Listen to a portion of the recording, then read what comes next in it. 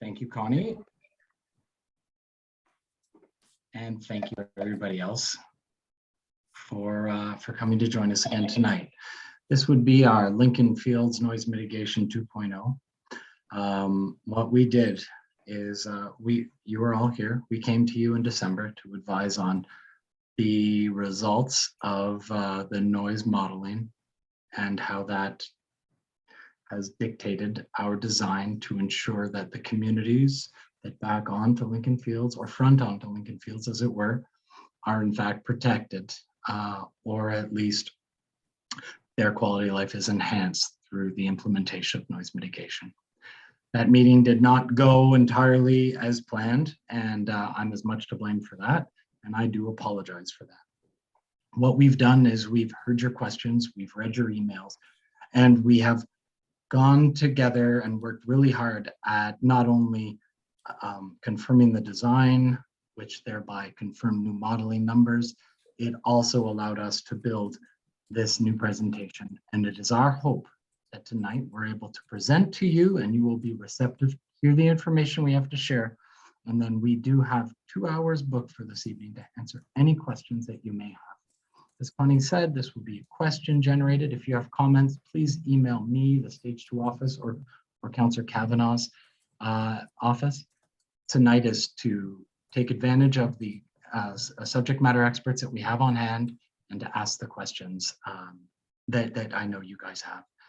Now, what I'd like to do is introduce the wonderful team that I have with me today and that has been with us every step of the way in building the information and gathering the information and producing it in a way that is palatable to the public.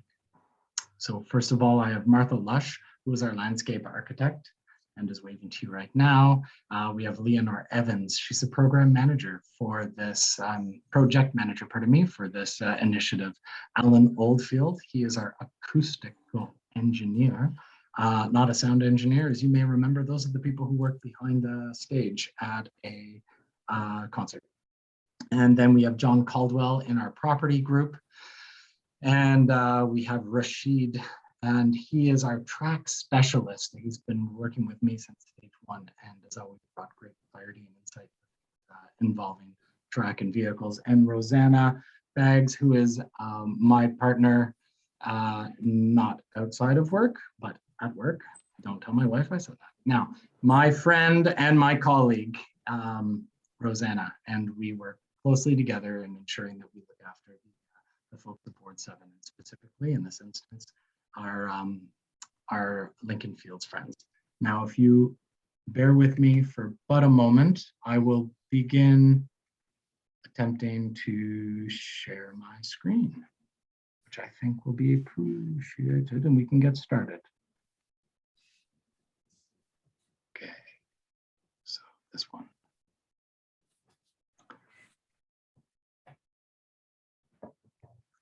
Does everybody see my cursor going around the L in Lincoln Fields? Great, I'm sharing the correct screen. All right, well, I will begin now. Thank you so much for coming.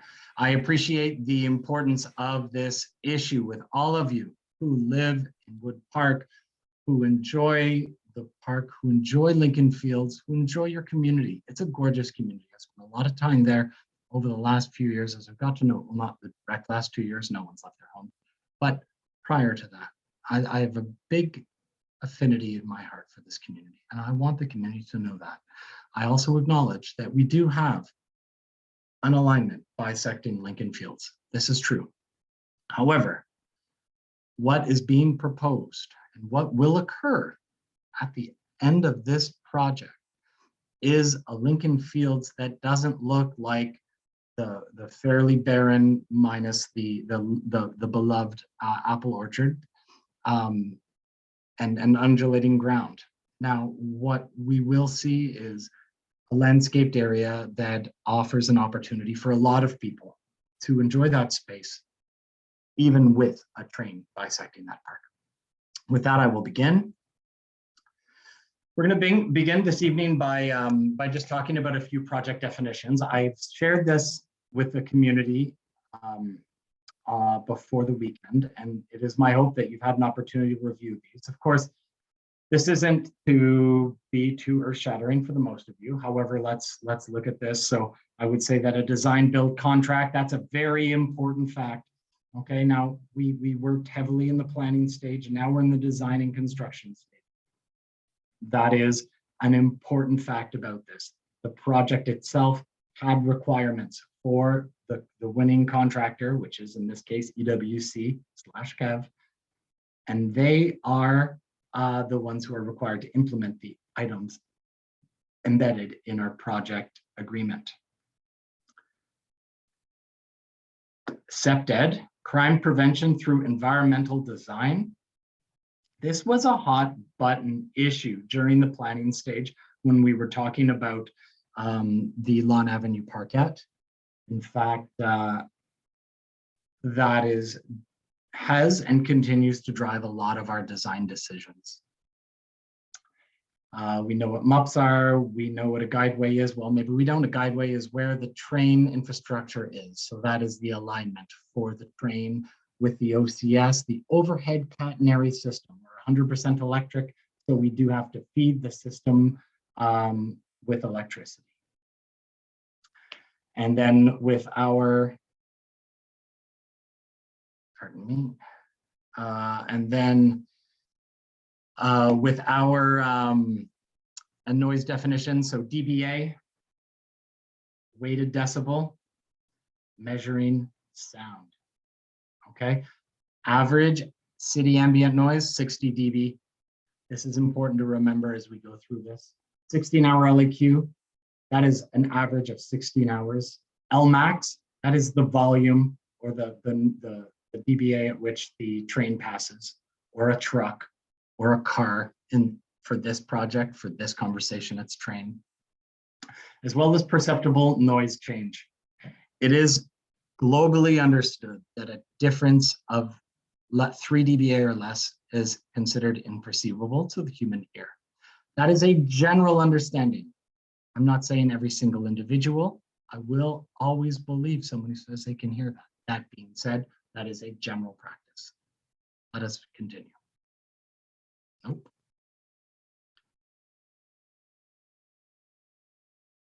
And here is an example of the LEQ and Lmax sound concept. So what we have is our LEQ. This is the average that takes the ambient as well as the Lmaxes. Those are important. Those are important to remember. Lmax, those are our peaks. LEQ, that's our line. This is but an example, and this does not relate to anything specific or particular with Lincoln Fields. Now, during the planning system, the planning phase, which occurred effectively from 2010 onwards, and that's involving the environmental assessment as well as the city's planning phase. But beyond that, the Grubert report identified these green spaces, and this is the 50s, identified these green spaces as future transportation corridors, incorporated into living green spaces. Now, while Lincoln Fields may not have been visualized as a train corridor, it was always visualized as a transportation corridor. And that's an important fact to remember as well. Of course, we went through we went through a lot.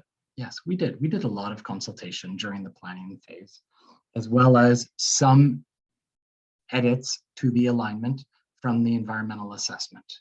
And those were done with the eyes of engineers to avoid issues, not to cause further concerns to the community.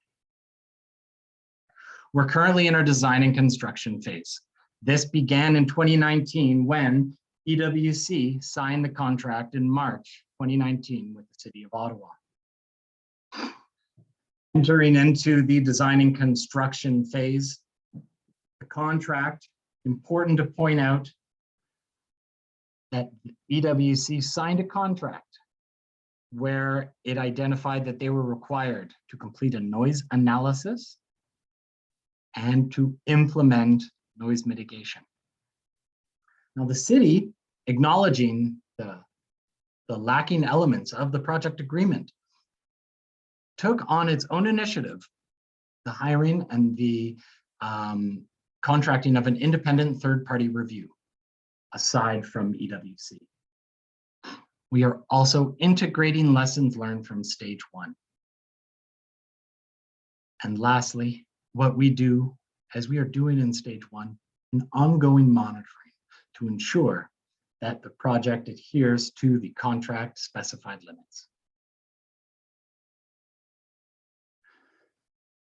I want to thank Dan Samrad for providing and resharing this image at the last presentation in December. Some information for the community. This was developed in 2016. It demonstrates a 3-meter berm at the tallest and widest point of that berm. And this is the cross-section and design plan that was shared with the Mayflower.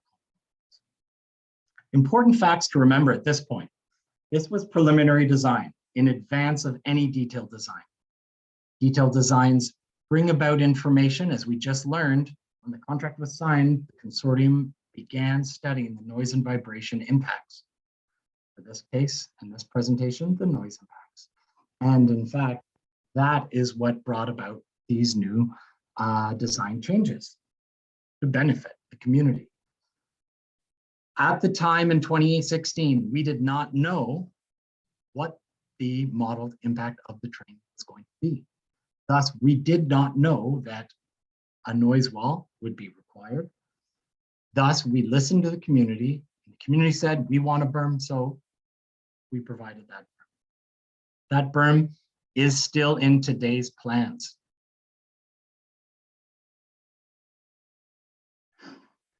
This is an image and an example of noise wall principles. Identifying some important things. You've got a 1.5 meter receptor. That's where we identify a standing individual to receive sound.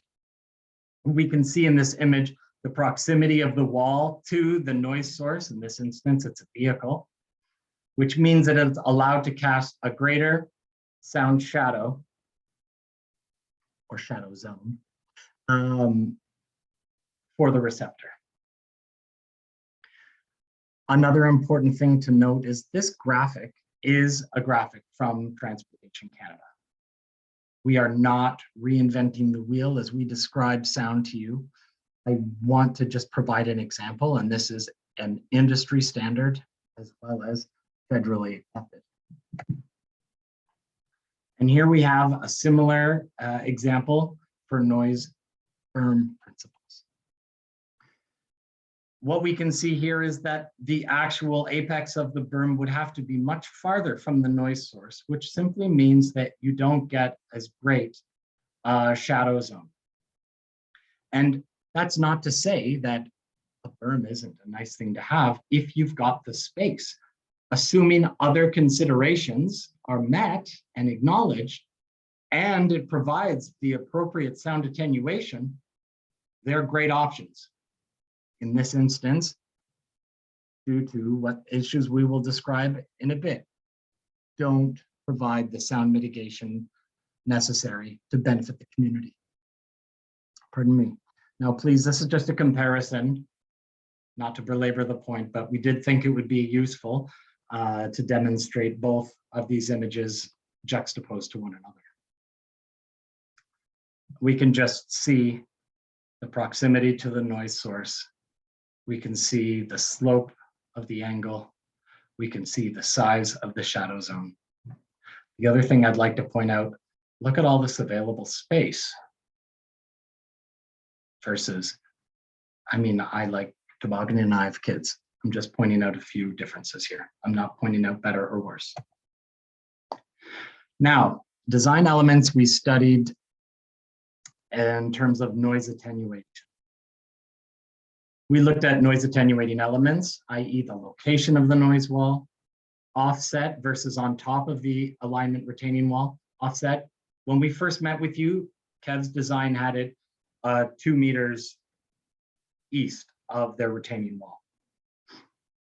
The extent of the walls, other solutions, noise attenuation wall over the portal, so at the Richmond Road portion.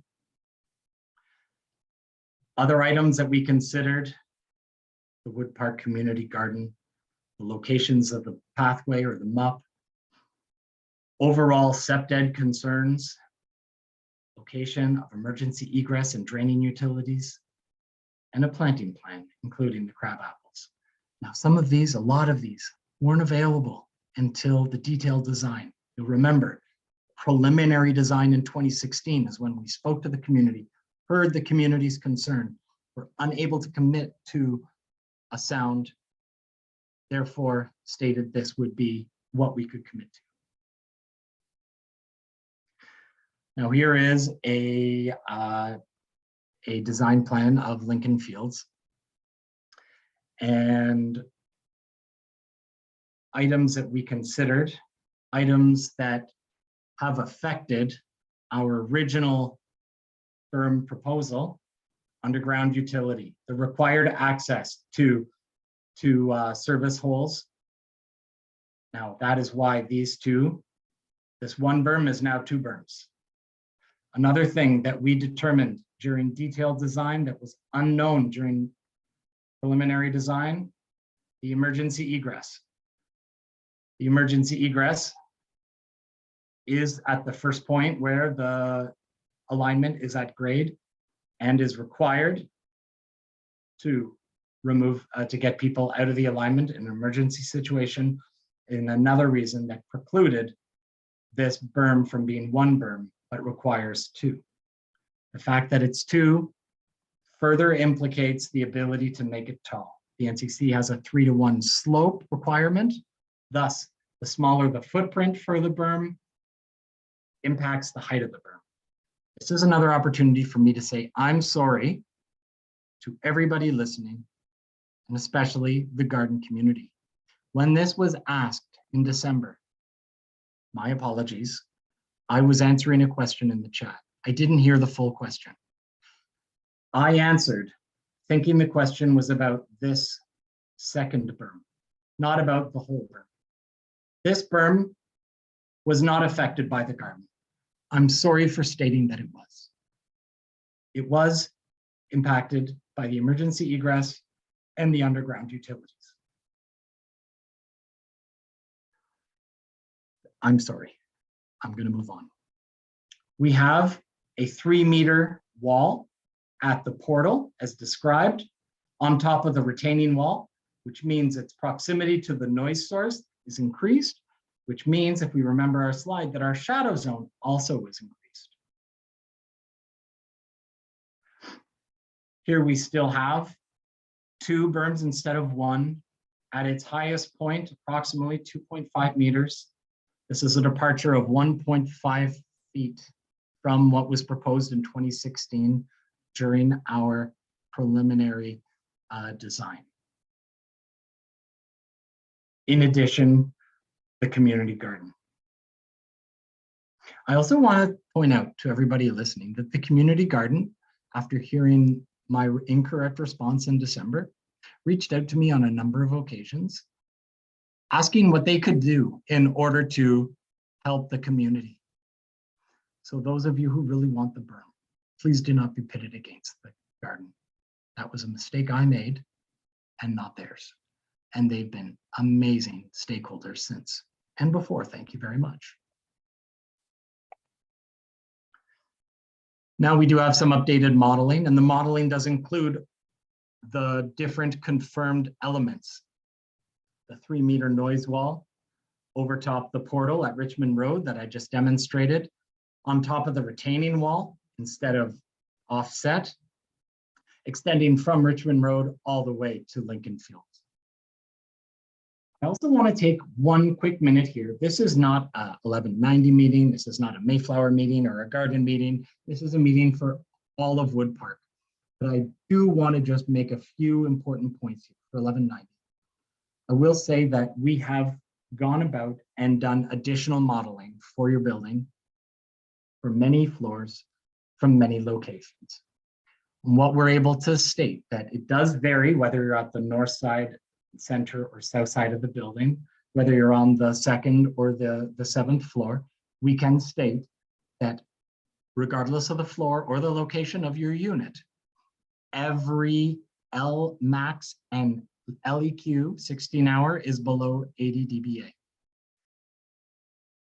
Often asked is what happened at 215 Parkdale and why don't we get that same kind of support? Well, I'm saying you're getting that support and more because we're not opening a system that has these spikes that 215 had. We retroactively fixed at 215, bringing the results to be in line with what we are baking into the design currently. I also want to point out that the delta between the modeling and the monitoring at 215 Parkdale to dissuade any commentary that your modeling only serves your own benefit, it was within 1 dBA in every instance. And the last thing I want to say specific to 1190 is we are very excited by the new modeling, and we'd be more than happy to sit down next week. I'm thinking probably after this week, in order to walk you and anyone else who wants to hear through the modeling as well as our understanding as to the benefit and the impact to the building. At this point, I'm going to move on. So we do have some new heat noise maps. These are the next two, one at ground level, one at third floor, and one at the 8th floor. What we demonstrate here is that with no noise wall, we see a 60 to 65 impacting the frontage of 1190. And with the installation of the 3-meter noise wall, we reduce that and we fully mitigate it at ground level. Important to note here, pardon me, is that this is taken from the alignment and this is the noise wave example. This only includes train alignment and does not include any other noise impacts, i.e. your ambient and or road noise. Reminding everyone that the urban ambient is approximately 60 dBA, pardon me. Here we are at the 3rd floor, or at 12.7 meters. I was going to round up to 13 and say approximately 13, and my technical team, just to know how sticklers they are on details, said, no, Damon, this is actually taken at 12.7 meters, right, 12.7 meters. So not exactly comms friendly, but I believe in truth over comms friendly. Here we find ourselves again with no noise wall versus a 3-meter noise wall. Now, what we are seeing here is with no noise wall, again, and a big spillage, and it is reduced here with our 3-meter noise wall. Pointing further down as we go, that we are not interrupting the urban ambient noise for the community. But if we look at this, we would have been. So for people who don't want a wall but live in Mayflower, you are benefiting from this as well. And now at 21.7 meters, and there's no approximation there, we find ourselves with no noise wall and a 3-meter noise wall. Again, the community continues to receive the benefit versus no benefit. And while I can agree that I do see the 60 to 65 spilling into 1190's front yard, I can state that it is not the over 70 and then some that would be seen otherwise. Amazing, maybe not. Impressive, yes, I'd say so.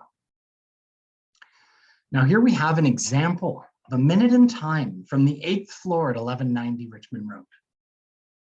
Now we've discussed that the green line is the LEQ, which means the average. And the spikes have to do with our Lmax. Now we can see that our train pass by is at 78 dBA and our LEQ is at 69, pardon me, and that's over a 60-second LEQ. The LEQs that the project is required to develop are 16 hours. This is but a minute in time to give you an example of what one could expect to experience. Thank you. Again, this is very specific to a location. And now what I'm going to do is I'm going to turn this presentation over to my friend and my colleague, Martha Lush, who is going to walk us through various images and renderings that help to paint a better picture than what I did just now. Thank you so much. Martha, please go ahead. Thanks, Damon. I think that was a great understanding of the noise and how we got to where we're going to be. So I get to do the fun stuff. So talk about what is going to be happening in the corridor post-construction. So there's been a lot of discussion about what will this look like. We've done more detailed design analysis and to try to compare to see what you see in plan view. We've also developed some sections. So this will take a look at what we have designed or where EWC is and help illustrate exactly what will be going on. I think the first thing to point out is you can see the berm on either side of the emergency egress. We have taken that height of that 2.5 meters is the height we want to maximize at. The reason why is, and we'll kind of illustrate it in a couple of cross sections further down, we want this to feel safe and comfortable when you're walking through the space. We don't want to create any hiding spots.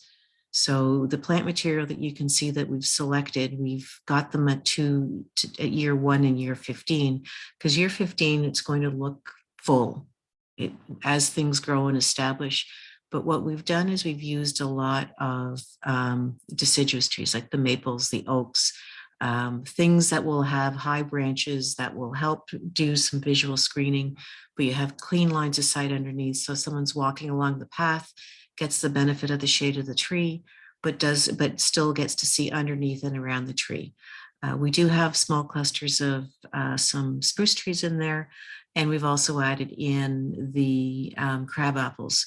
We've had discussions with the NCC with the idea that not putting in another crabapple orchard, but having crab apples that are integrated into the design in a more natural environment would be beneficial and still kind of pay homage to the— Martha, could I interrupt for 1 second? Yeah. Just a comment. If you could use your pointer to identify on the screen what you're referring to. Okay, so I am— Oh, that's me with the pointer. My apologies. Yeah, you're gonna— if you can point for me, that would be lovely. I'm on it. I don't think I can share.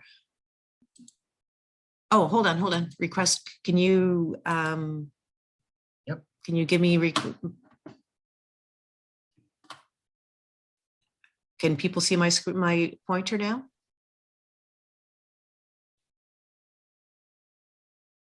No.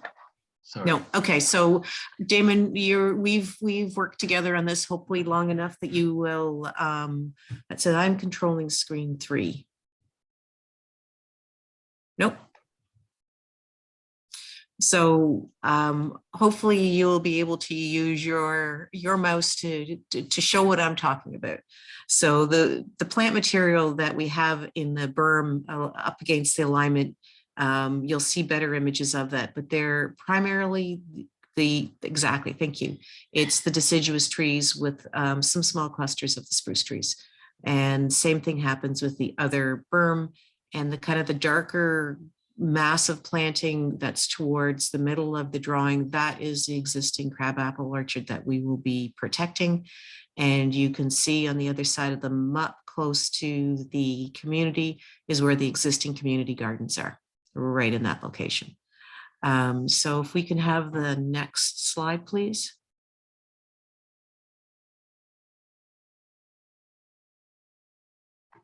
So over time, we will get a more robust landscape. Everybody's well aware of the difference of when you first put a tree in the ground, it doesn't look like much, but give it enough time and it really starts to provide that shade and that comfort and the aesthetic value.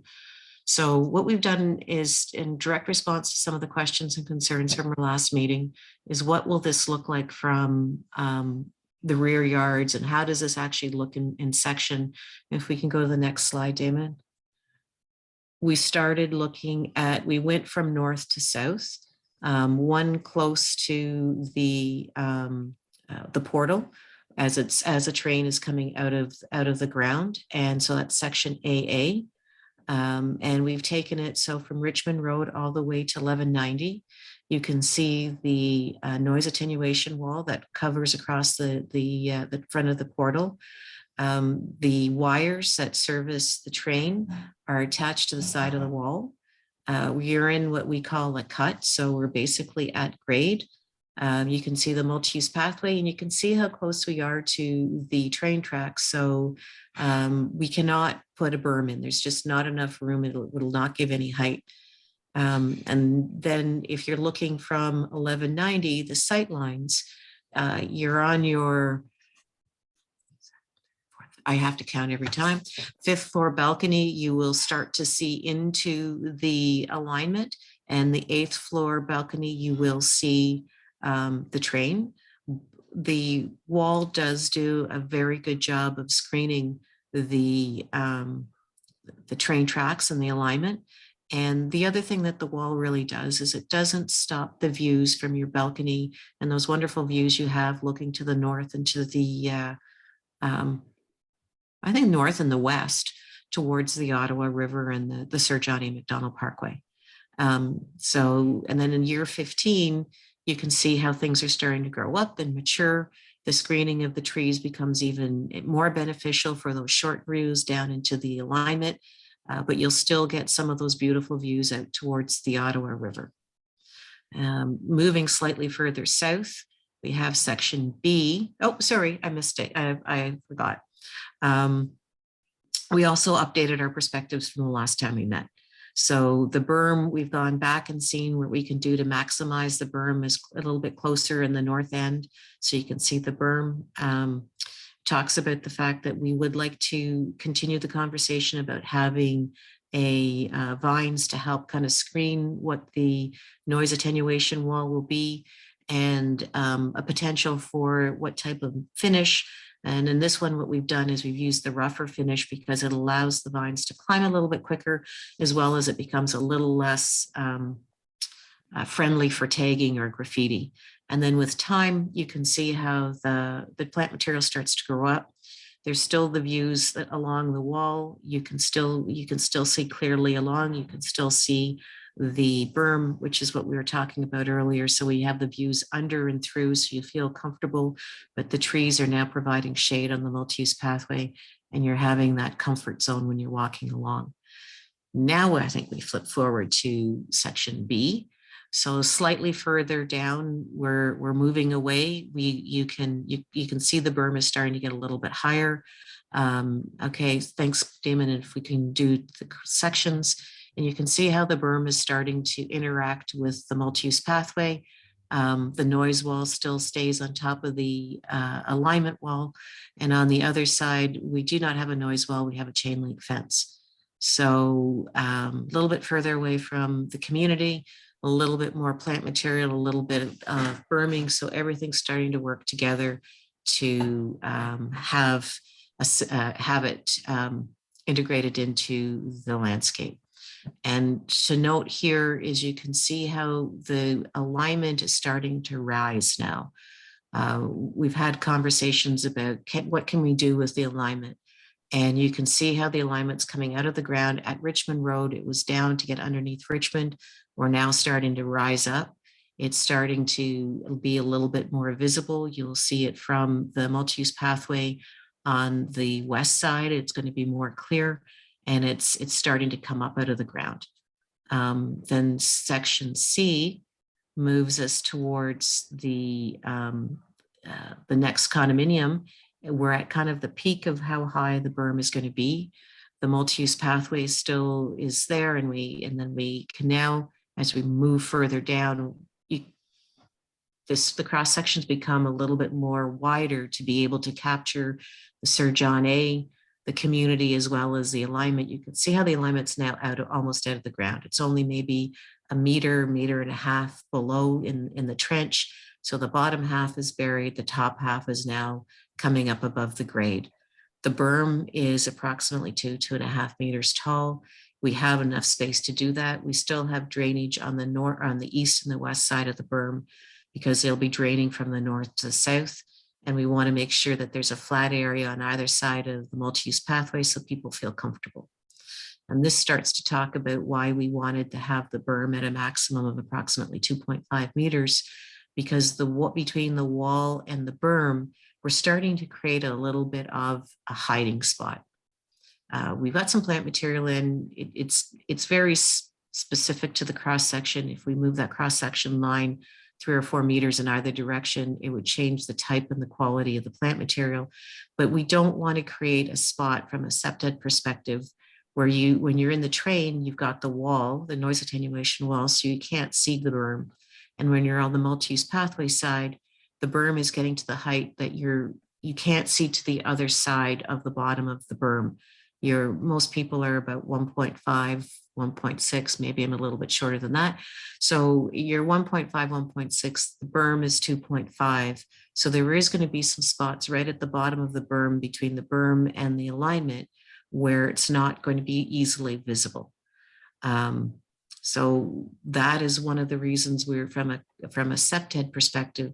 One of the things we look at is making sure that people can be seen and see. So as you're walking along this pathway, we want you to feel comfortable that you can walk along in the summertime. We're getting close to where the community garden is. They want to be able to be comfortable in the community garden and not feel that there is a hiding spot nearby where there may be something going on that they're not comfortable with. So then if we can do the next slide. This one specifically deals with the 2016 versus 2020 design. So there was always, back even in 2016, we knew that the alignment was not going to be buried low in the ground. It's coming out of the ground, but you can see how it's different now, and we have a much better idea. It's a narrower kind of corridor. The footprint of the berm is not as big, but you can also clearly see that from the train, you can't see the berm anymore. The noise attenuation wall is effectively screening that area. There's still a significant distance. All of the visual attenuation that we thought we would be able to do back in 2016, we're still going to be able to provide for you in 2022. Very little difference in the overall height of the berm that we've done from our preliminary design to what EWC is now looking at. So Damon, thank you. The next slide. Last cross section that we've done is taking a look kind of through the Lawn Avenue Parkette, and what's happening. The berm now starts to have to drop down again because we have the technical requirements of the detailed design. But we're really got a generous space for the offset between the community and the multi-use pathway, and how everything starts to interact together. I think it's starting to come together quite lovely. And then the next slide is the perspective. So what we had these perspectives, we've gone back and seen what we can do to bring the berm up to the 2.5 a little bit quicker. You'll see now the wall is extended all the way across, and it does kind of frame the view. There will be a gate, and it's kind of hard to see because trees are unfortunately in the way, right in there. Thank you, Damon. That is where the gate access is for the emergency egress. So you can see how the berm drops down on either side. But the pathway is right there. And then with time, it even becomes a little less obvious. And the next one is the 15-year. It starts to turn back into a really lovely open parquet. There are still kind of glimpses of the noise attenuation wall in the background, but the foreground with the trees and the development, it really does a job of balancing everything off and providing a very wonderful walking environment for the community and a connection into the Pinecrest Creek corridor and the NCC lands. The next slide is really what we wanted to talk about when we came to you in December. We wanted, the noise wall is a requirement that has been reinforced by all the studies and all the hard work that's happened over the past 2 to 3 years. We know that. So what we want to talk to the community about, and we've been talking to 3 distinct groups, and we're trying to make it so that we come to talk to the individual community, one near Connaught, one on the south side of Carling, and now to your community that's closer between Carling and Richmond Road. We want to have a consistent and finish and quality to the site. So we're asking everybody their opinion as to the wall options. We're going to be consolidating all these options together, and then we'll be coming forward with a recommendation, and Damon's stakeholder group and your councillor will be coming back to you sometime later in the, you went right over my thing. You have I'll go back. This is what you're talking about. That's what we're talking about. So we're talking, we want to get your preferences so that we can get together, we can review all these, make sure that the community speaks and has a voice in what this wall would look like. And then Councillor Kavanagh will be holding an update sometime in the spring, and more details will be provided on what everybody was looking at. So now you have to skip back. Okay, well, we'll stop at this one. We had this conversation about what will this noise wall look like. This is Hunt Club West, immediately west of Woodruff Avenue. And this is a combination of noise attenuation walls and berm, where this is completed probably back in mid 1990s, where we had space. We have the 3-meter high berm, where we had insufficient space between Hunt Club Road and the infrastructure in this particular location, where the hydro transmission towers. We used a noise attenuation wall. And it's not always perfect. I love the fact that these photographs, I think the top one was from 2018 and the bottom one was 2019, taken at different times of year. When we show the top with the bottom one, people, you can't even, and this is an existing site, so please go out and take a look if you feel that you'd like to, or you'd like other examples around town where we've done this. But the combination of the vines and the plant material work incredibly well to provide that green edge. And this is very similar to what would happen at Richmond Road, because we've got the noise attenuation wall, we've got a small landscape buffer, and then we have a multi-use pathway. So the plant material that we're looking at using here, native, the sumac, the wild grape. The wild grape is you can see it on the top photograph. It's the yellow vine. Excuse me, the sumac, you can have the nice bright color. And we also have Virginia creeper. So the Virginia creeper is a more aggressive, and it attaches itself to the wall a little bit more. The wild grape is a native species, has great value in terms of for environmental. Birds love it, small mammals love it. It is a good food source. It tends to be a little bit more of, likes to be on the ceiling, whereas the Virginia creeper likes to be climbing on the walls, so that the two of them have a nice balance. The sumac is a really nice, fast-growing plant that has seasonal color, and again is very native to the Ottawa Valley. So this is what our recommendation is. But if you can slip back one more slide, what we've looked at is a range of colors. They're beige and the gray, the smooth versus the texture. The smooth is a little bit more easy to tag. The texture is a little bit more easy for the plant material to adhere to and climb. My personal preference, my professional recommendation is the gray and the rock texture. Up close and personal, if you look at it really close, obviously it's concrete.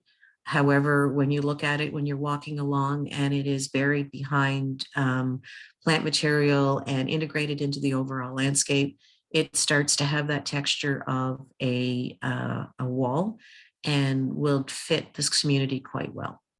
But again, this is my professional recommendation, and we're looking for you to either agree, disagree.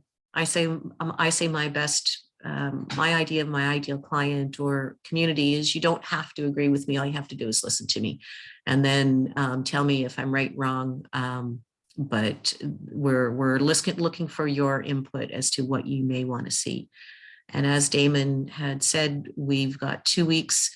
There's a Survey Monkey, Damon, that we're going to be using. You need to actually unmute yourself, please. Connie from Councillor Kavanagh's office is going to be resending out the Survey Monkey, which if you're interested in providing your feedback to the project, then that is the mechanism to do so. As Martha stated, there are 3 separate communities. We are going to have one type of wall, one color of wall, and vines or no vines. That be one look. It's not going to be a jigsaw puzzle. And so it is the city stating that we are stating that it is imperative that a wall be built in order to benefit the quality of life of the people who back on and the community around. We are not dictating the color or the treatment of the wall. That is up to the community. Again, it will be the same across the board. And one other point, I just wanted to clarify for those of you who aren't familiar with the expression, tagging refers to graffiti. Therefore, what Martha was stating, that a smooth surface is more prone or more apt to getting graffiti. Therefore, when she makes a professional recommendation to do a stone imprinted wall, she's doing so for the beauty of the wall. In addition, the longevity of the beauty of that wall, because graffiti is not pleasant to look at. And therefore, I just wanted to clarify that one point. And the other, regardless of the wall finish, whether it's be smooth or textured, what will be applied would be an anti-graffiti coating. So it will assist the city in controlling the tagging. It's not a permanent one application only. It needs to be reapplied as time goes on. But it does provide us with some opportunity to help manage that as whatever final landscape develops has a chance to establish.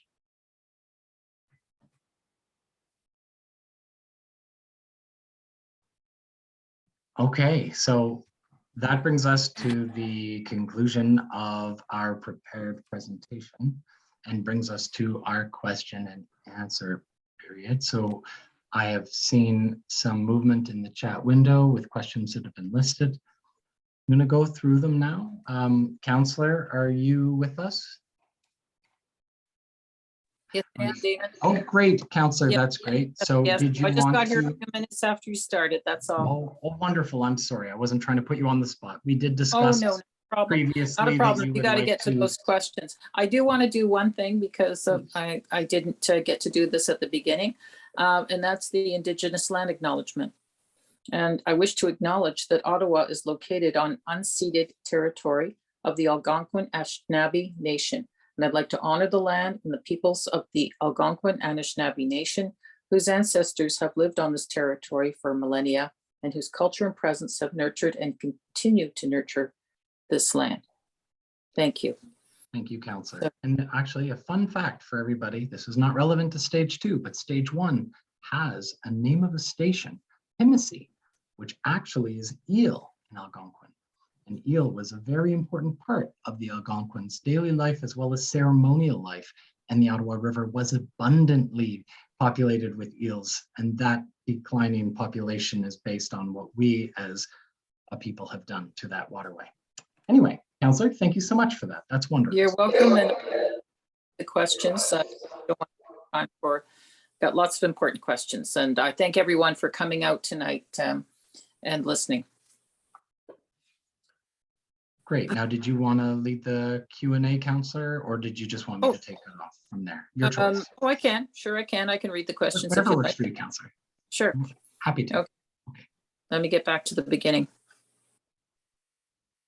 Okay. Okay, so I'm going to read questions. It's very difficult unless there's a question. I think this may have been said at the beginning that if you make statements, it will, we will not be reading them, but we just want to read the questions so that we can get through it quicker, since you can't answer a statement.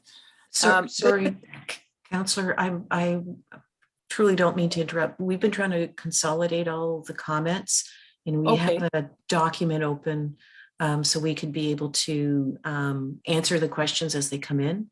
Okay. Damon, would that be okay? I'm happy to do whichever. So what we did state is that comments we would like emailed to us, and we have subject matter experts who will answer questions while we're all present tonight. Maybe perhaps given enough time at the end, if we do have time, we can start discussing comments. Absolutely, it'd be our pleasure. Now, if it seems like it would be easier if I just went ahead and read the questions in the order in which that we're building it, I'm happy to do that. Sure. I'm sorry, Councillor, I didn't mean You go ahead. That's like your plan. I apologize. Thank you. Yep. Our first question is from Linda Miller, and worried about noise from the running trains and what impact it will have on us. And even if you were to erect a wall, we'll hear the train sounds as it rounds a corner, it comes out of the portal. And basically the question in this statement would be the only fair solution would be to cover the track from the tunnel to the community garden. Now, while an interesting idea and one that would mitigate noise, its engineering is the reason why that is not occurring. And I believe we have discussed this, but I'll go over it again. As the tunnel opens up at the portal, as it comes out from underneath Richmond Road, it needs to rise up in order to get over top of existing infrastructure, which is a storm sewer, and storm sewers are gravitationally fed. Therefore, that storm sewer can't be affected in terms of its grade or height. Therefore, it is incumbent upon our train system to get over it. And that is why the portal ends where it ends and why the train ramp starts where it does. And because of that, that is the reason why that tunnel does not extend. And there might be some other points that I can bring to that towards the end of this Q&A session, and that is just something that I wanted to address. I'm going to move over now to Bonnie Kettle. It appears that the most recent graph from that 1190 Richmond will still be confronted with trains running at 78 decibels every 2 minutes. If this is not correct, can you please explain? An average makes this appear acceptable, but it is not. With the mitigation proposed, the Lmax level at the particular location is reduced to 74 dBA. Lmax being the volume of the pass-by. This is the loudest 1 second period during the train pass-by. The average sound is significantly lower. Now, Bonnie, sound is subjective in the way that we receive it. This is true. I'm also interested in pointing out that while we might state this is unacceptable, this is the standard in which we brought 215 Parkdale down to. And the 215 Parkdale is the example that was brought forth to say, why don't you do what you did at 215 Parkdale? Well, in fact, this is what we're doing. Okay. I'm going to take the next one. Please do. Thank you, Martha. Okay, so the next question is about please, like high trees and mature trees.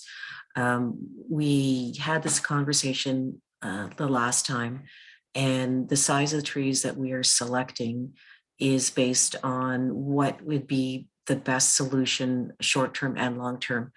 The 70 mil caliper trees are at a point in time where we can put them in and they will grow quickly. They're establishing quickly. I think about them, I think I said this the last time, I would think of them like my teenage kids. They're ready to leave home.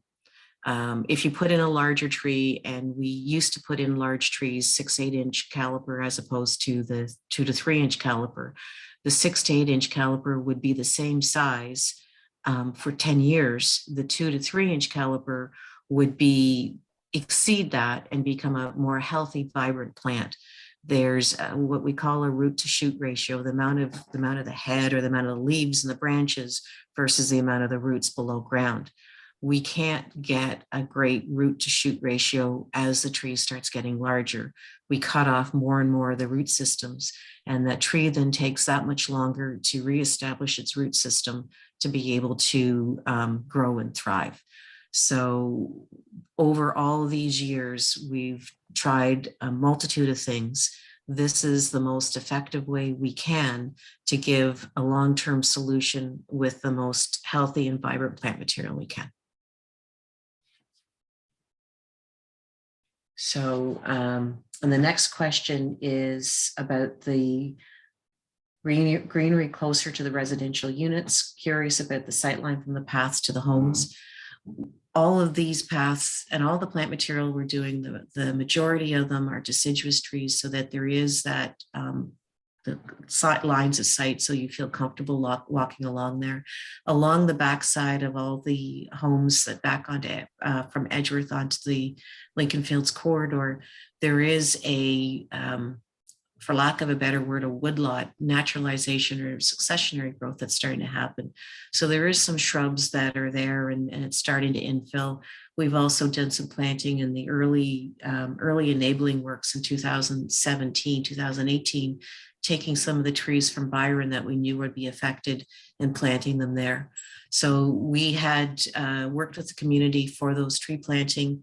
The NCC has their own programs for looking after the existing plant material.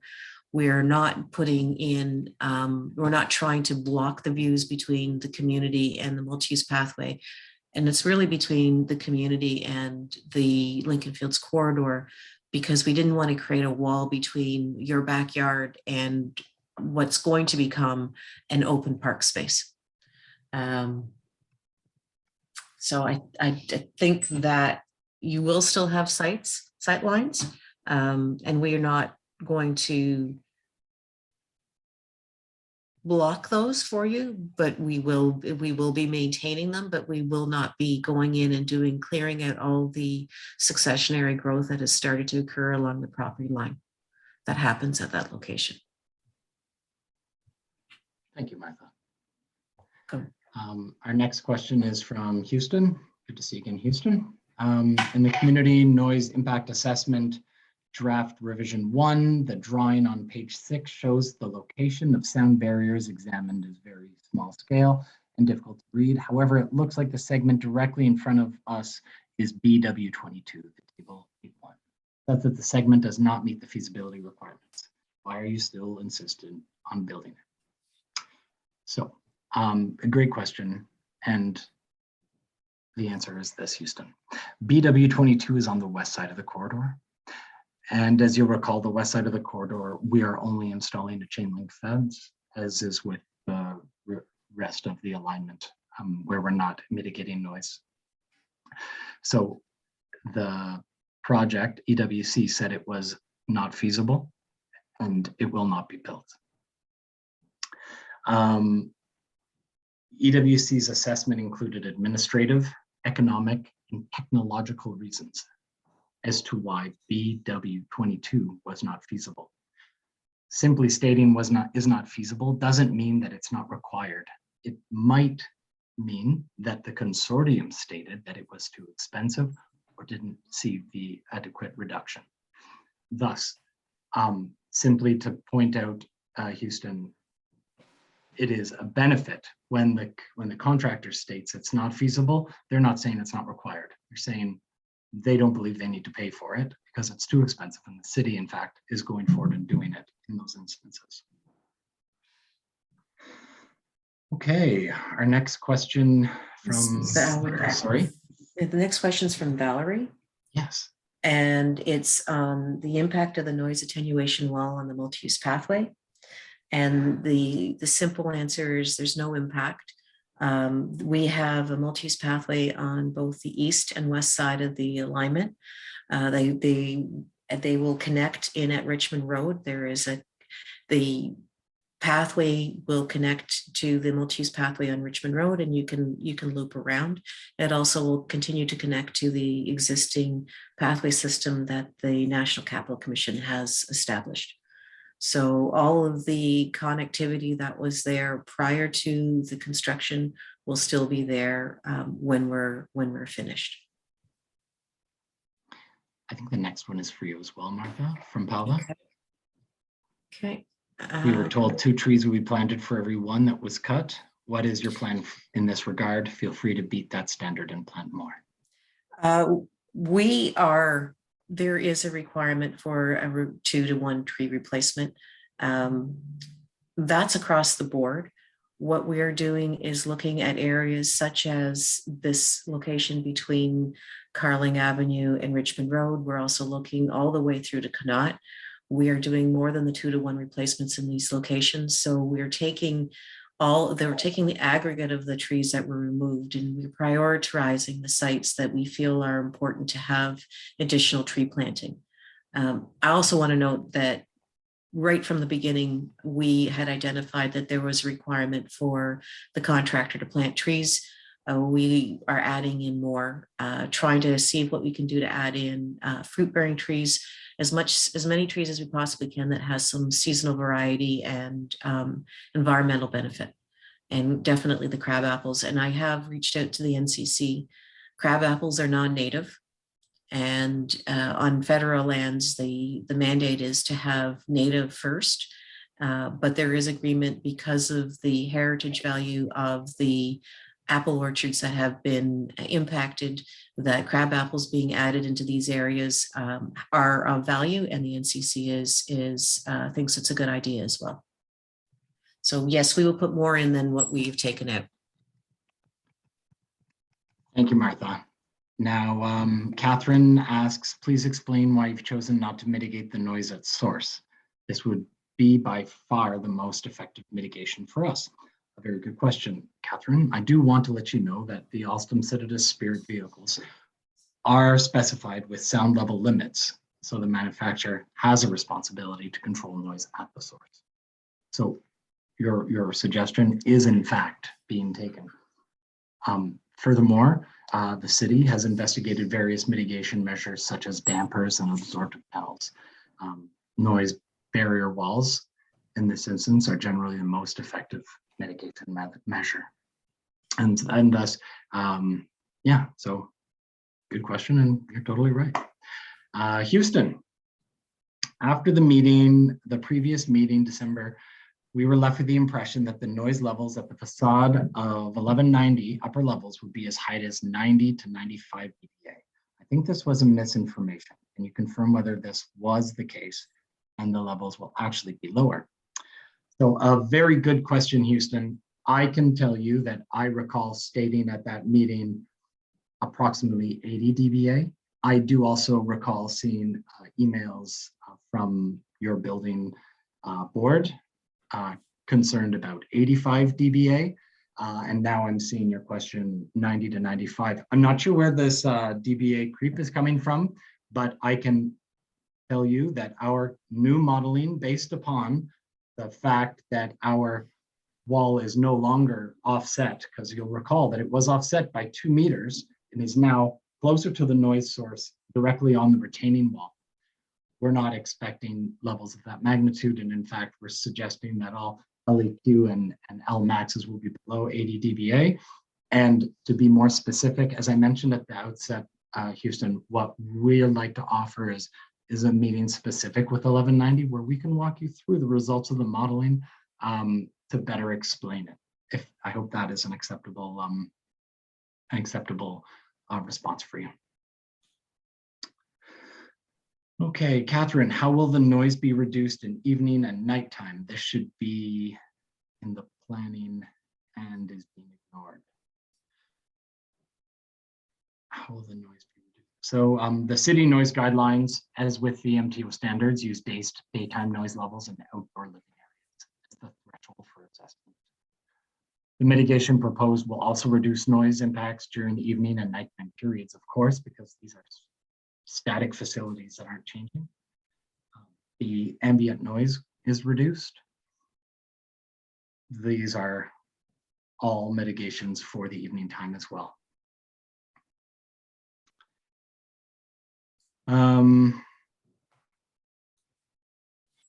So Catherine, I don't believe I stated that your health is not valuable enough for adequate noise mitigation. And I didn't say that it was too expensive. I stated that Kev, see, this is the problem. I just would hope people listen to what I say and don't misinterpret what I say. And if you do have a question, please ask. But what I would state, what I stated was BW22 is on the west side of the alignment, whereas 1190 is on the east side. Kev stated that it wasn't feasible. I stated a few different reasons. I didn't state one versus the other. I stated 3 different reasons that the consortium would state not feasible. Now, there is no benefit to a wall being on the west side for residents on the east side. That I can tell you. I can tell you that where the city believes that there is a requirement for noise mitigation, we are installing it on our dime outside of the contract. Now, I don't feel like you want me to repeat this again and again and again, but I will say one more thing one more time so everyone hears it. We are not saying that noise mitigation for Lincoln Fields is too expensive. No one stated that. No one is saying that. I'm sorry for that misinformation. Okay, Susan asks, can the second floor of 1190 see over the wall? It's a very good question. Yes. Thank you, Martha. Please go ahead. So basically the 3 meters equals 10 feet. So your balcony on the second floor is, and you're standing on top of your balcony. So you would be probably at about 14, 15 feet in the air on your second floor balcony. The wall is 10 feet. So you would see over it. You'd have to look down from your balcony to actually see the wall. If you look horizontally out, what you would be is the full view of the Ottawa River and the Sir John A. Macdonald Parkway and Britannia, and the other high rises that are on the far side of the Sir John A. Macdonald. Thank you, Martha. Bonnie asks, why no floating slabs? For the benefit of everybody, floating slabs help mitigate vibration. And this is a noise mitigation meeting. So we're not talking about vibration. So Bonnie, I'm not dismissing. I'm not dismissing the question at all. I'm simply stating that we're not here to talk about vibration. We are here to talk about noise mitigation. And we will be more than happy to sit down and talk about noise mitigation. I see that Dan also asks about a vibration study. Sorry, I said noise mitigation. I meant to say vibration mitigation. So we have received a draft report from the consortium, which we are in the process of reviewing and analyzing. I don't have a timeline, but I can say that will be coming soon. So Dan, to your question, I can state that yes, much as I said to Bonnie, the vibration study is being developed, and we will come back to 1190 to Mayflower, to any residents that feel like they'd like to discuss the impact of vibration on their homes. Absolutely. And when we do have a report that we can speak to, that's when we'll work with Councillor Kavanagh's office to set that up to talk with you. Thank you. Now, Elena, I note here that you've asked to be unmuted. The terms of engagement for this meeting, as discussed by Councillor Kavanagh and Connie, was that we are not going off mute for this meeting. There are a few reasons for that, and one of the reasons why I didn't provide the proper information in December about the reasons why, not blaming, but stating that the garden was the reason for that. We had people talking, we had people chatting, we had questions going. I want to be here to answer questions. So does Martha. Therefore, all questions, please be asked in chat and we will be happy to respond to them. Thank you. Okay, Catherine asks, why not noise absorbing tiles or other noise absorbing materials, rail dampers? Now, Catherine, if you could please give me a minute to confirm some details on that question, I'd be more than happy to explain that in just a moment. Thank you. I'm just reviewing some of these other questions here and seeing if I can get to something. My apologies.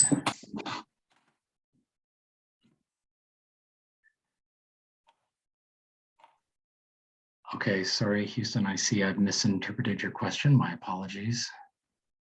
Oh, okay. No, we aren't going to build the one on the west side. We are building the one on the east side. My apologies, Houston, if I misdescribed that. I'm not trying to.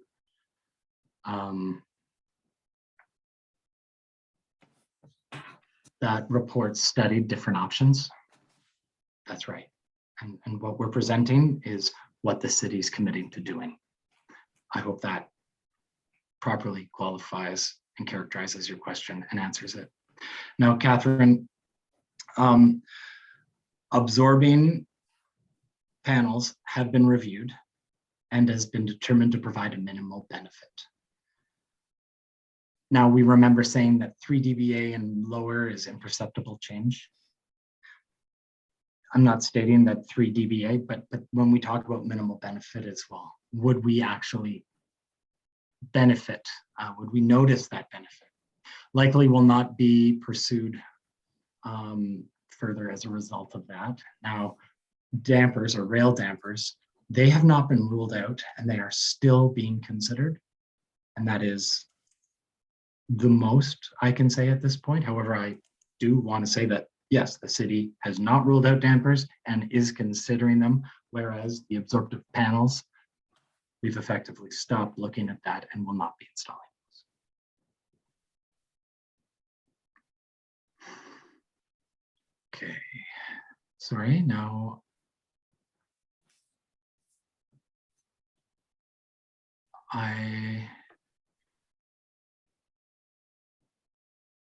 Damon, questions above might have looked like a statement, but there are 2 questions. Okay, so Dan, from you. I'm looking, bear with me. I think it's Catherine's question about how close to the property fence will the wall be placed?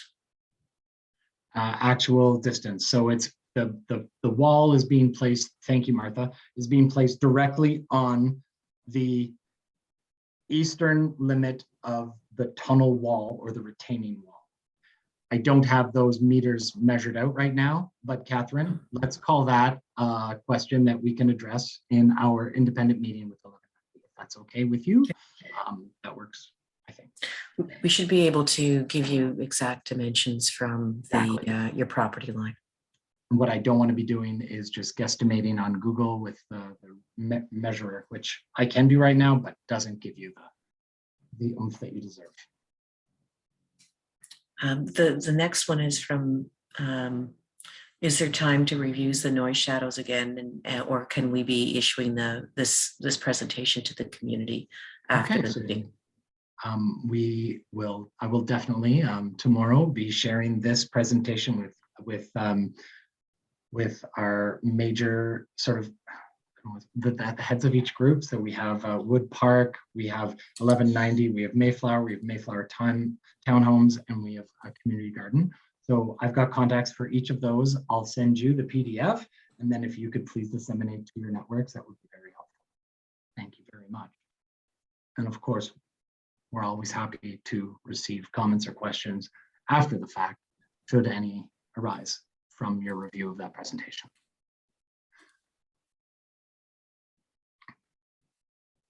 Sorry, it's getting a bit pasty in here.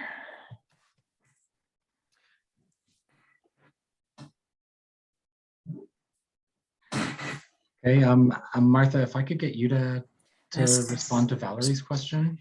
Yeah, I think, so Valerie's question is, can the city provide landscape assistance to the condo owners so they can make changes to their properties?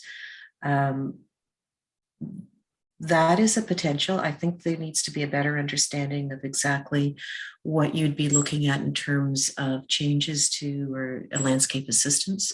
We have some criteria. The city will not go into somebody's private property unless they have a permission to enter. I think it also depends upon, is this something that you'd like to see from some design suggestions, or if there's construction requirements, what are you looking for? I think this would maybe one of those ones where if there was a conversation offline about what you're looking for, Councillor Kavanagh, Damon and I might be able to give you a little bit more idea of how helpful we could possibly be. And if maybe not through the stage 2 office, there are other options that may be of value. So just a little bit more information about what you're looking for, and maybe reach out to Damon directly tomorrow so we can have a more fulsome conversation about that. That's great. And also, Valerie, I wanted for the community, Valerie did ask a great question and we haven't had an opportunity to reply yet, so I apologize, Valerie. She had talked about translucent noise walls. Now, something that the project did look at, and the problem is, or the good news is those walls look great the first year, and then progressively look worse and worse and worse, and never look as good as they did that first year. They get dirtier quicker, they get scratched and messy, and it doesn't end up being the benefit that was once thought to be and was positioned. So what we're not trying to do is, boop, boop, boop, boop, look over here. We don't want to do that. We want everyone to understand the positives and negatives with everything. So Dan, I did see your clarification. My apologies. So I believe you'd like to have a meeting, Mayflower, have a meeting with the stage 2 office. That would be our pleasure, Dan. Thank you. We absolutely want to work with our stakeholders positively. You want to see more landscaping, greenery, preferably evergreen, closer. So we can work with Martha to unpack the landscaping recommendations and desires. There's one comment, I think, from Dan that we should talk about, though, and that is integrating the sound wall and the berm together by turning the noise attenuation wall at the back side of the berm. That is not technically feasible at this particular point in time. The reason why it's not feasible is because the noise wall would have to be turned into a structural retaining wall, because there's rotational movements that happen when you have a load on one side of a wall. Right now, the wall would be a 3-meter freestanding element. We'd have some wind loading, but it's not the same extent as we would have if you would be putting in a lot of fill on one side of it. It's a very problematic. The berm was designed, was committed to by the city as a visual barrier. We're meeting that berm requirement. As Damon's pointed out, we're probably 300 millimeters, 400 millimeters from where we were back in 2016. That is where we are going to stay. The city has looked at, is that a feasible alternative? And it unfortunately is not a feasible alternative to move the berm and create a huge retaining wall. It's a retaining wall is the height it is, and the noise wall sits on top of that. And I'm trying, I understand what you're trying to do. We can't. Can you take the, I can do the next one if you like. So I'll ask about the noxious weeds in the hedgerow. I can talk about that with respect to the NCC, because it is something that the NCC has been talking to the city with. We are looking at some potential for doing some invasive control. Invasive control is a very time-consuming and costly venture. because just removing the plant material without removing the soil, because the soil has a seed source in it, it also has the roots. So it becomes a more aggressive undertaking. We carefully consider where we want to do that invasive control, because sometimes you're throwing out, this is one of my favorite expressions, you're throwing out the baby with the bathwater. By the time you do all your invasive control, you're literally killing the plant material, because that the feeder root system for all the trees are in that top 18 inches, and they need to use that same soil, that same growing medium that the invasives use. So we can take a careful look at this location for that. But we're being very cautious. We want to work in areas that we know we can do value without having a huge negative impact. Yeah, I see that one of your neighbors tried to clean that up. I've seen the impact of wild parsnip, I think it is. And that's basically what happens if you don't do an aggressive enough removal, and you leave the root and the seed source back. The other one that we've had a lot of problem with, we've done some clearing of buckthorn, which is also very invasive and prevalent in the Ottawa area. And what we've done is we take out one buckthorn and it exposes the soil to the sun, and we get 15 popping back up at us in short order, because as soon as the sun hits the ground, it creates that warmth then it just starts germinating the seeds that are in the ground. Again, buckthorn's another one. The other thing that it does is it changes the soil pH and the composition of the micronutrients. So if you clear cut it, nothing else is going to come back in anyways, because it's set up for the next wave of buckthorn to come in and take its place. So it's problematic. We're trying to address it in various locations. This might be one of those areas that we can do some work. We'll take a closer look at it. Thanks, Martha. Okay, so Bonnie, I did see your comment, and I'd like to apologize. I'm not trying to talk down to you at all. I'm trying to talk with a calm voice. I'm trying to help, educate, inform, and I'm sorry if that came across negatively. Certainly not my intention. And for anybody else who feels that way, I do apologize as well. Again, not my intention. It is not the easiest thing in the world to talk to a little light on your computer, but I will certainly try to animate my voice a little more. Thank you for the comment, Bonnie. I did want to circle back to the first question that was asked by Linda Miller. Just to expand a bit more, that both the LMAX and the LEQ noise levels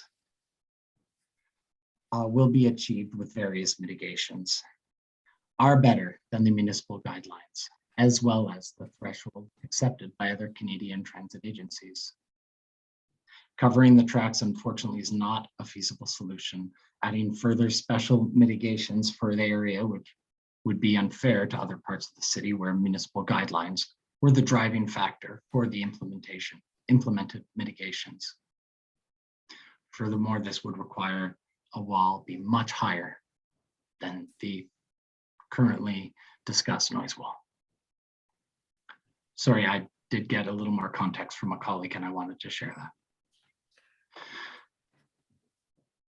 I think the other part of trying to cover what I know it's not technically feasible, there is on the west side of the alignment between the Sir John A. Macdonald and the alignment, a overland flow to address some of the flooding that's happened in the past. We need to maintain that and in fact enhance it through this design.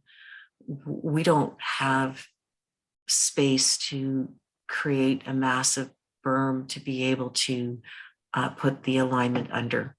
There's so many things that are happening in this particular space that it's just, it's not feasible. There's just a range of technical requirements. There's the Pinecrest Creek pipe that's at below grade that needs to be at a certain, can only be covered by so much. There's the stormwater management we're trying to address. There's the underground services, there's the utilities, there's just, it is, by the time we're all said and done, it's a very complex dance that we're putting between Richmond Road and Lincoln Fields to get everything in we need to get in.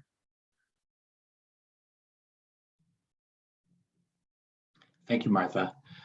Dan did follow up with his question and just clarified his point. And yes, there are some advantages to putting the berm up against the wall, as you stated. However, I'm not sure about the examples that you stated. One of the situations we have is the required drainage, and therefore the drainage is required on the east side of the retaining wall, eliminating the ability as one specific reason as to why that isn't possible. But again, all situations are specific to the environments that they're in, and what may be a great idea somewhere isn't actually possible where we are, even though it on the surface looks like a great idea. I think that applies to technology as well, and a lot of other facets of our lives.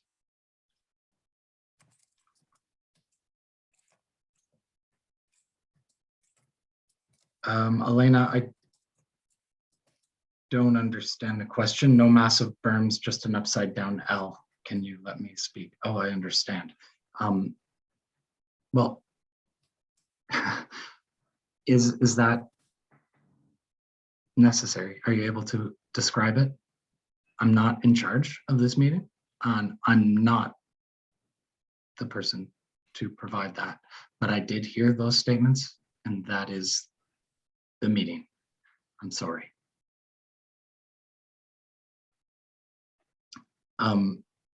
Perhaps our wall over the Richmond Road portal and then down along the east side of the Lincoln Fields alignment does have an L, sometimes referred to as an L wall. However, two walls abutting. And Elena, perhaps it's something, if you want to send me an email, I'll put my email in the chat, everybody. If you do want to email me offline, I'd be happy to talk to you offline. Alternatively, if you'd like to have a meeting to go over an issue that we misanswered or wasn't properly answered, then please feel free to email. I'm pretty sure I just sent that to everybody. Yes, I did. Thank you.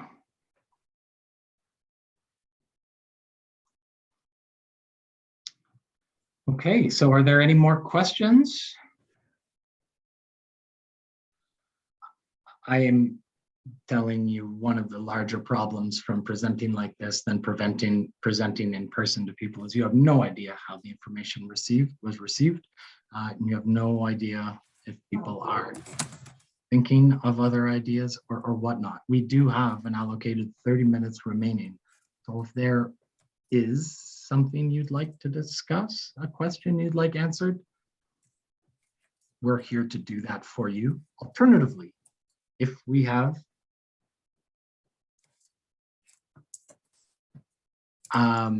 but if we don't have any further questions, then I'd be more than happy to give everybody back their evenings. Sorry, I did see something else. I'm just having to read here.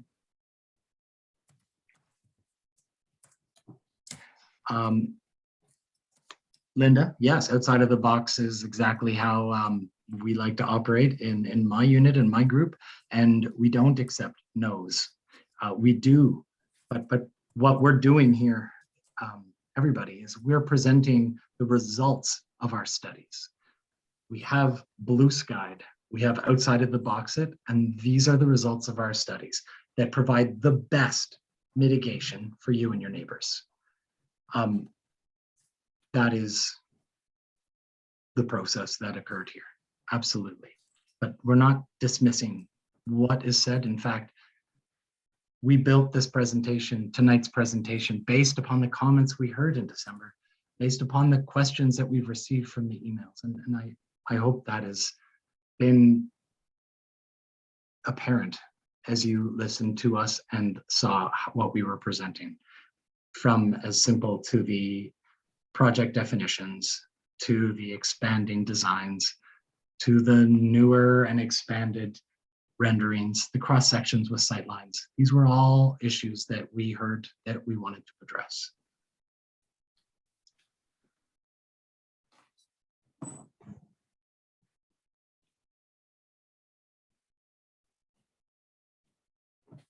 Okay, so Catherine, we would love to show you the noise modeling, and that's what we're going to do with our meeting with 1190. Whether it's just you and Houston or Tootla Gang, really, we're happy to present that information to you as the relevant receptors. I just don't think that it's necessarily fair to focus on that one element, as this is an entire area. But yes, we'll do this with you. This is absolutely our intention and what I offered at the outset, of course, Catherine.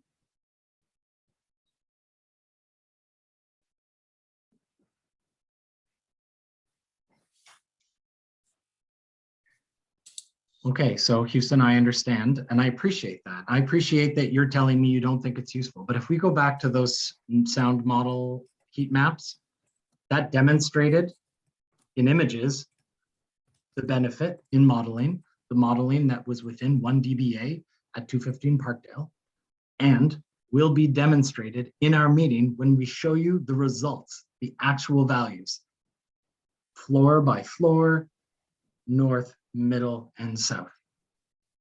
You don't need to believe the numbers and the information we show you, sir, but I'm not here to spin half-truths or mistruths.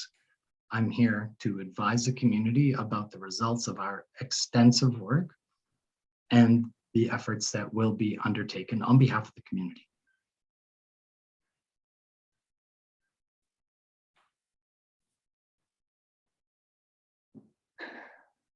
Okay. I don't have a lawyer, Houston, but the city does. And honestly, I don't think we need to say those sorts of things. But I've always enjoyed working with 1190, and I certainly hope that continues.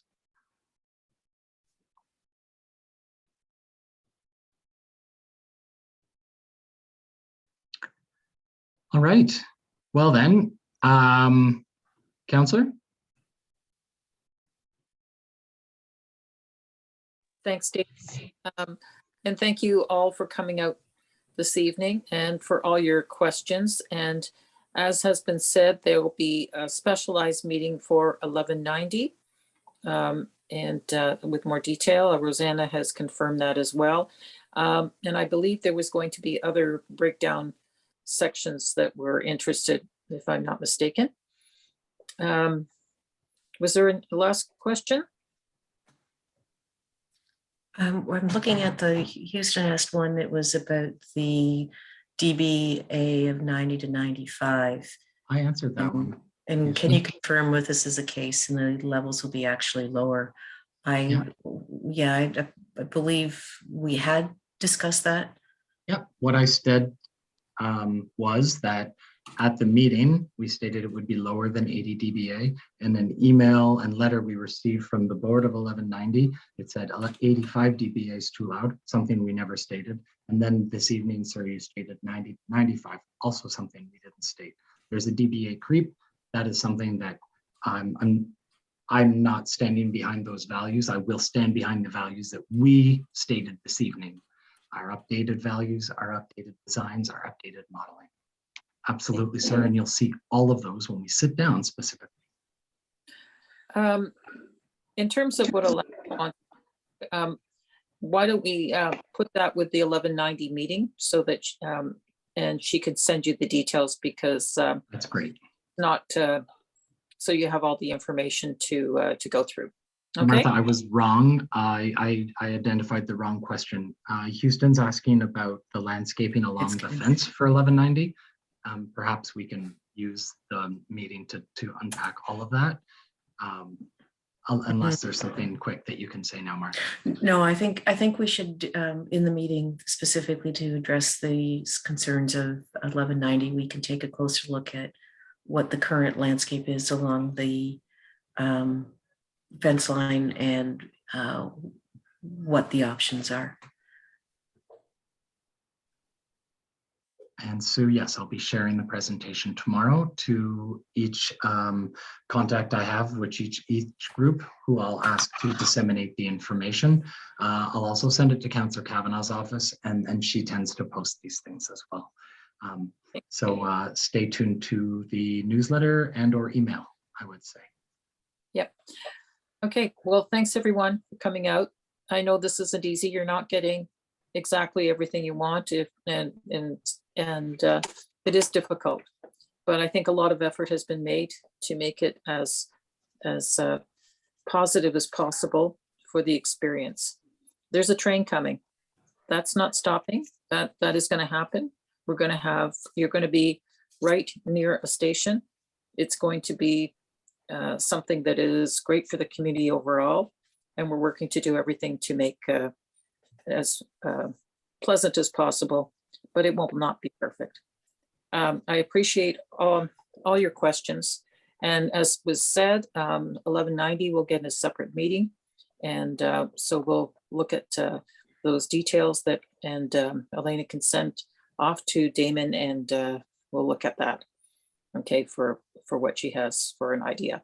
Okay, thank you very much. Thank you. Very much appreciate it. And just a thank quick you, reminder, 2 weeks for the feedback, please. 2 weeks for the feedback. Yes, Thanks. please. And thank you, Martha, for all your expertise on landscaping. It's very much appreciated. Okay, take care, everyone. Good night. Thank you. Good night. Thanks, everybody. Good night.